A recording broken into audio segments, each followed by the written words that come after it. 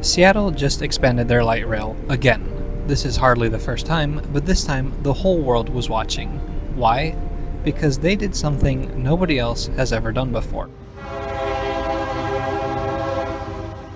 Hey everyone, welcome to a brand new Trains Are Awesome video. I'm Tom. I am in Seattle, Washington today, and I am so excited to be here. Today I am riding Link Light Rail. Specifically, I'm here to ride the newest section of Link, the Crosslake connection from downtown Seattle to South Bellevue. The last time I was in Seattle was less than 3 years ago, and since then, the Link system has expanded not once, not twice, but 5 times. It's funny, it looks like the maps haven't been updated yet. The Sound Transit system, and in particular Link Light Rail, has garnered a lot of attention in recent years. But what makes Link so special compared to the numerous other American light rail systems? Part of its popularity may be explained by the system's quick and ambitious growth. As I said previously, since the last time I was here, there have been 5 system expansions. How did we get here? Well, it started in the 1960s. Have you ever been on the Washington Metro? Other Washington, D.C. Or BART or MARTA in Atlanta? These are the so-called Great Society systems. As part of Lyndon B. Johnson's plan to tackle income inequality, large sums of federal funding were made available for regions to build large-scale, centrally planned subways. These systems were characterized by very large vehicles, traveling far distances, connecting downtown with far-out suburbs. Did you know that Seattle was supposed to have a subway like this too? Federal funding was set aside for it. However, the plan failed at the ballot box twice, once in 1968, once in 1970. Now entering Rainier Beach. Doors to my left. Eventually, the government dollars meant for Seattle went to Atlanta to build MARTA instead. Fast forward to 1996, after several more failed votes, an initiative was finally passed to construct light rail. The first section of Link opened in 2009. And subsequent votes over the next 3 decades have approved a set of ambitious expansion plans. Sound Transit, who also oversees express bus service and commuter rail, has a specific strategy when it comes to construction. They start by opening a central trunk, then keep opening extensions as they are completed. It's a great strategy, both for publicity and to get people using transit as quickly as possible, rather than waiting for everything to be done at once. Now, the Link is a very popular service, and so the trains are very long. They also run quite fast, and sometimes the distance between stations is very large. So you might be wondering, why don't they just run heavy rail vehicles, like a Washington Metro or a New York subway? Well, for one, there are some sections where it runs down the middle of the street, its own dedicated section, but still. And then, of course, there's the transit tunnel downtown. At the downtown underground stations, they use a tunnel that used to be shared with buses. In fact, it was a bus tunnel first, then it became a shared bus and light rail tunnel, and now it's exclusively a light rail tunnel. But that's why they're low floor. For many years, there was just one line. Well, the one line. But in 2024, the 2 line opened. However, when that happened, the 1 and 2 lines did not connect. They've never connected until this past Saturday, March 28th, 2026. Why? Well, something was in the way. Lake Washington, to be exact. The second largest lake in the state of Washington. It forms a natural border between Seattle on the west and cities like Redmond and Bellevue on the east side. So right now, as we've left Stadium Station and are on a very slow approach to International District Chinatown, above us are a set of elevated tracks. That's the 2 line coming from its brand new extension that's going to join with the 1 line, and then 1 and 2 together will travel north all the way to Linwood. I'm going to get off at International District Chinatown and take the 2 line east because that's the main feature of today's video.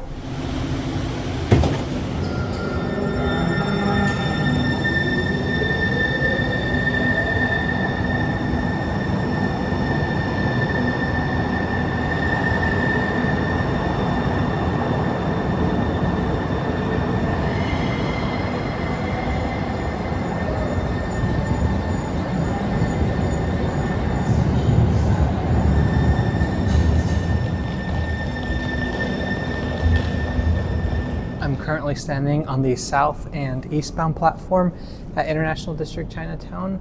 In 3 minutes, there will be a 2-line train to downtown Redmond. Now, just a few days ago, it would have been impossible to take a train from here to there, but now it's possible.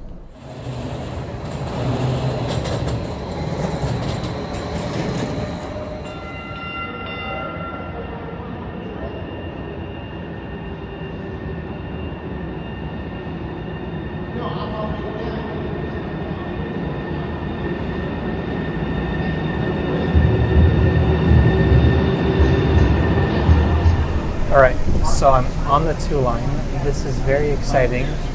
Right now we're branching off of the 1 line. The 1 line goes to SeaTac, that's where we just came from. The 2 line goes up on an elevated viaduct and then travels east. Back in 2024 when the 2 line first opened, it connected those 2 cities, and then as of March 28th, 2026, it also connects to downtown Seattle and then north all the way to Linwood. Along the way, we're going to stop at the 2 new stations that opened on Saturday, Judkins Park and Mercer Island, and we're going to talk about why this particular extension out of all of them is so significant. I mean, it's great that the Sound Transit network is now one unified whole. It's great that there are more one-seat rides available by train. But there's another reason why this is so special. Now, one thing you may have noticed is that it is not opening day. I had thought about coming here on Saturday, but then something else came up in my schedule. You'll find out in a few days what that is. And so I just decided to come on a Monday and see what it's like during regular service. Now, people came out for opening day. There were thousands of people, and when I look at the pictures, maybe it's a good thing I didn't come, because I don't even know if I would have been able to get a good shot.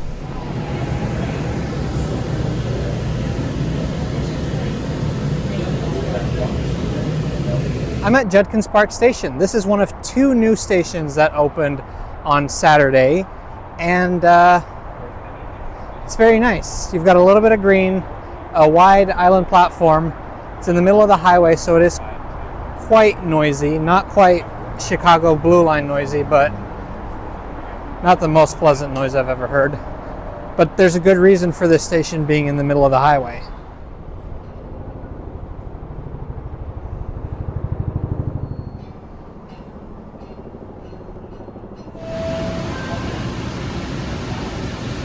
To cross Lake Washington and connect Seattle with Bellevue and Redmond, the 2 line has to cross this bridge. This bridge is the main event today because this is not an ordinary bridge. It is a pontoon bridge, also known as a floating bridge. Compared to trains, floating bridges are ancient technology. Actually, you could probably just classify them as ancient technology regardless of what you compare it to.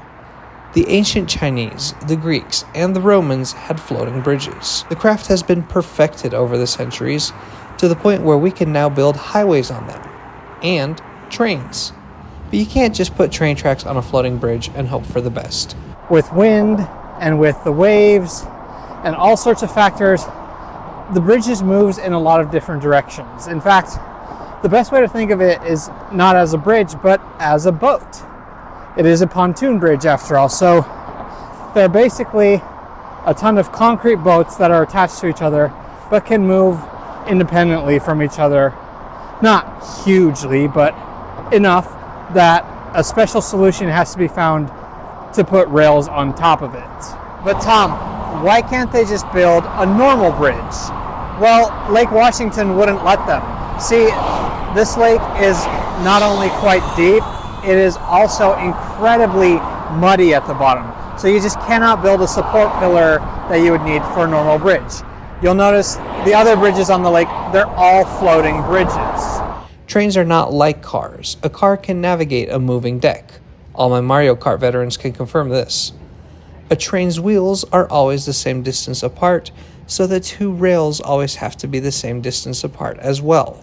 A derailment on a bridge would be catastrophic. That's a lot of water and mud for the train to sink into. That's not the only challenge, though. Weight is another issue. Trains are heavy, and their weight will push the pontoons down.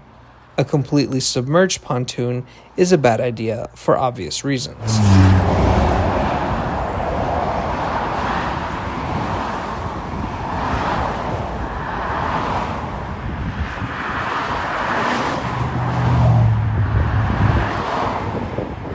So every single piece of the bridge has been engineered to be as lightweight as possible, while of course remaining sealed and sturdy. And finally, there is the issue of electricity. Stray voltage from the overhead wires could corrode the materials that the bridge is made of. All of these challenges are why no other place in the world had attempted a floating rail bridge before.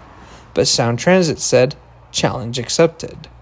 They received $53 million to engineer a solution and find a way to carry trains across Lake Washington.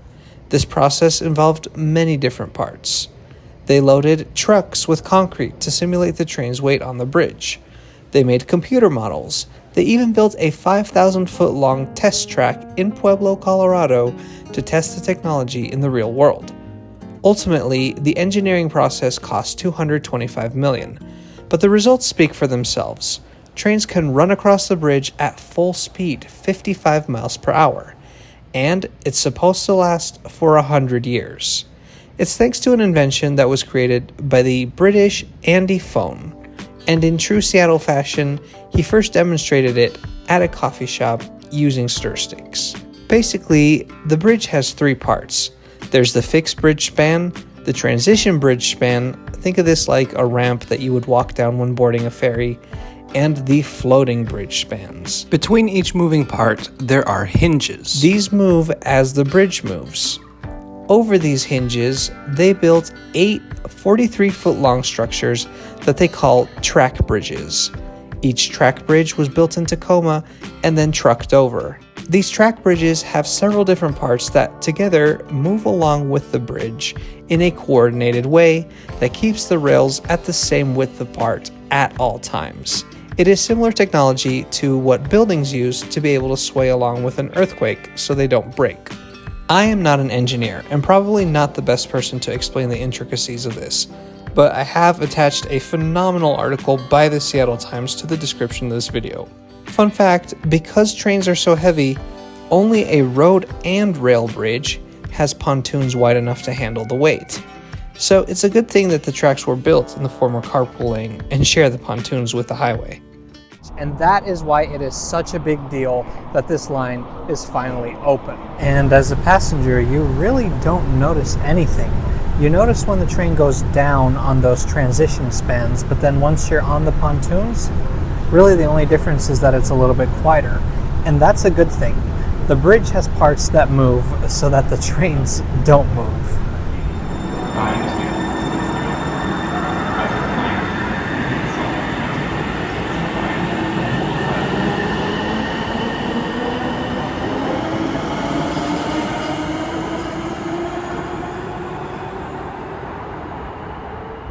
So this is Mercer Island, the second of the two new stations to open this week. It's only 2 stations on this extension, but of course the significant part is the floating bridge in between them. Now Mercer Island in particular is, I don't know if interesting is the right word, but there are a lot of quite wealthy people that live here, and not all of them were thrilled about the light rail running here, and they formed quite the opposition, trying to delay or cancel the project. Now fortunately they did not succeed, and now we have this beautiful station here, this beautiful light rail line, and frankly I'm seeing a lot of people on the platform, so not everybody here is a hater.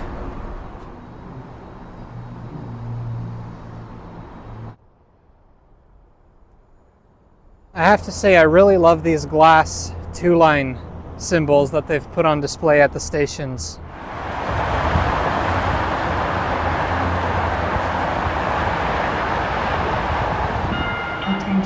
Passengers with luggage, bicycles, scooters, or strollers use the elevators when traveling through the station.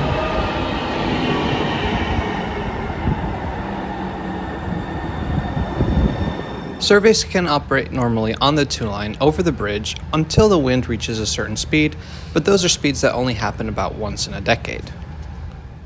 All right, we've made it to South Bellevue Station. Now at this point, we're done with the new section of the line.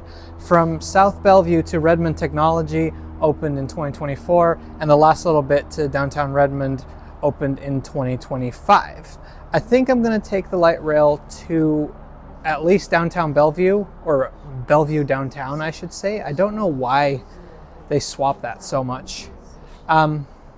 Maybe get something to eat, and then let's go back into the city. I don't think I'm going to ride all the way today. First, let's explore this station. Like many Link Light Rail stations, South Bellevue is predominantly a park and ride. However, there are some bike racks and bus bays.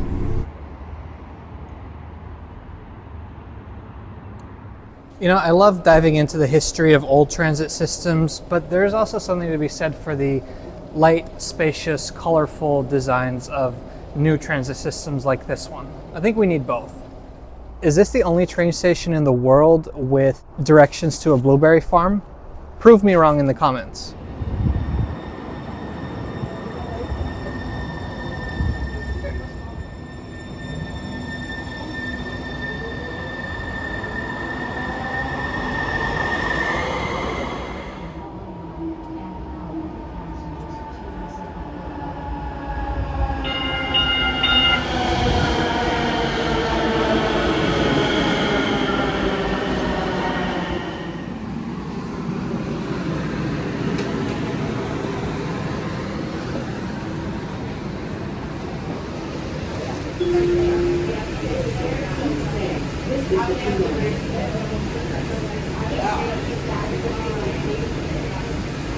There is like a noticeable difference between the new Siemens cars and these old Kinky Shadow cars. And I think it's just age, but definitely prefer the Siemens ones. Almost immediately after we leave East Main Station, we enter the tunnel, the downtown Bellevue tunnel, and the next stop will be Bellevue Downtown.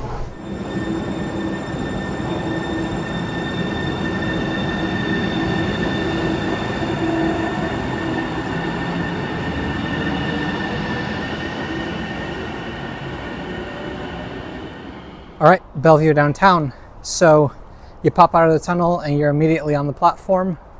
There's a lot of high-rises here. So the 2 line continues to Redmond, serving, you know, the city, but also a lot of very large employment centers. You know, if you think of the greater Seattle area and a computer-based thing that changed the world, of course you think about iCarly. But if you had to think of something else, it would be Microsoft. That's located in Redmond, and the 2 line helps commuters get to their job there.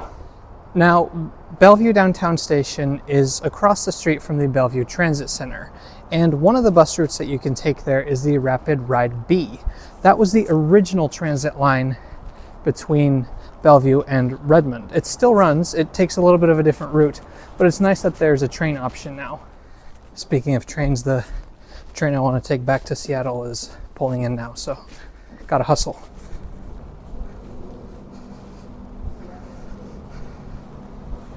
Oh look, this one does have the updated map above the doors. I wonder if the first train I was on was just an anomaly, or if it was because it was on the 1 line or something. Alright, so we've left South Bellevue again. We're on the new section. The next stop is Mercer Island, and then we'll be back on the floating bridge. I think this time I'm going to go to Westlake, because I kind of want to see what it looks like when the 1 and 2 lines, you know, are interlined, how frequent that is. Between Linwood and International District, 1 and 2 line trains share tracks.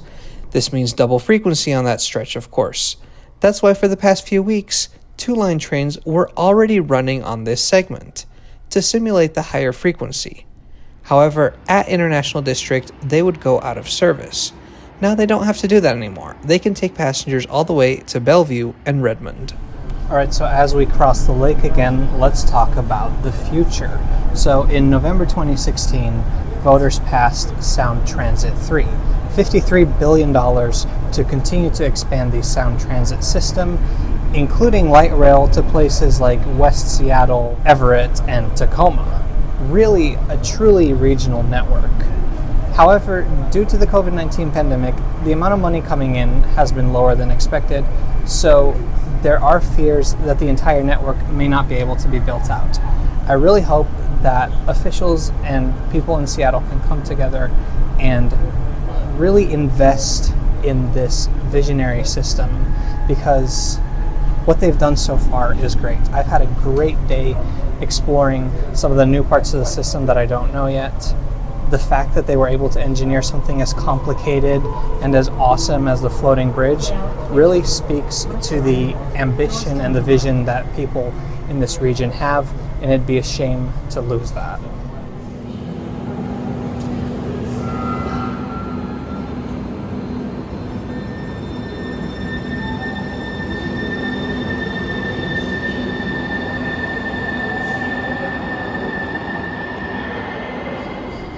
Now that it's rush hour, you can definitely notice the added frequency that the 2-line brings. Well, I want to end today's video here underneath a different transit system, the Seattle monorail. I'm downtown. The Seattle monorail was once envisioned to be the future of transportation here in the city. Instead, it looks like Seattle's future is light rail. And they've had some very impressive accomplishments, including the first ever train on a floating bridge that we saw today. I'm so happy I could come out here and see it. It was such a pleasure to show it to you guys. I'm tired now. Thank you so much for watching. If you enjoyed this video, please subscribe to Trains Are Awesome. We'll see you next time.